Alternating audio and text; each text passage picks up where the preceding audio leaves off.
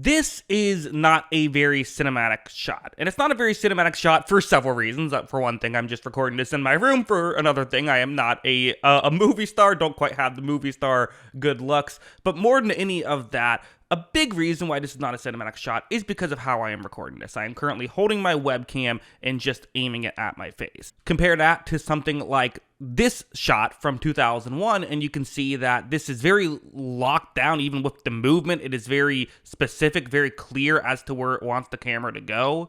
This shot is very much not that, right? It's all erratic, it's moving all over the place as I'm sitting here, right? Even with my intention to keep it still, there is still a ton of movement. However, that doesn't necessarily mean that you can't use handheld in certain movies. In fact, later on in 2001, handheld is used to great effect. Look at how interesting this shot looks. This looks cinematic even though it is handheld. And ultimately, what is or isn't cinematic is entirely going to be subjective, but a big part of that is the weight attached to the camera. The camera just doesn't move around as much when you have a big movie camera that you're filming compared to my webcam that I'm slowly moving more and more as I'm trying to hold this up for the whole video. But what I find really interesting about Guillermo del Toro's Frankenstein is exactly how it uses its handheld shots, which it uses something called a gimbal or a camera stabilizer, where it still uses handheld, but it essentially has a tool to keep it from moving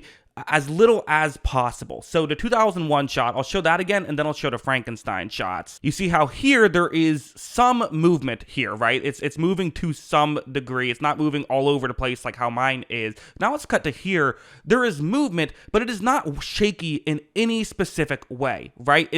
It moves, it is handheld, but it's what kind of gives it this, I would almost describe it as a video game-like feel. That's how it looks when I watch this, and it's a very, very unique experience that I think you can see. Is this right or is this wrong? No, it is subjective. That is the cool thing about movies, is that you try to make something and some people are going to like it and some people are not going to like it, except for the way I'm shooting this. No one's going to like this, but other than that, everything else is subjective. It could either be considered good or bad.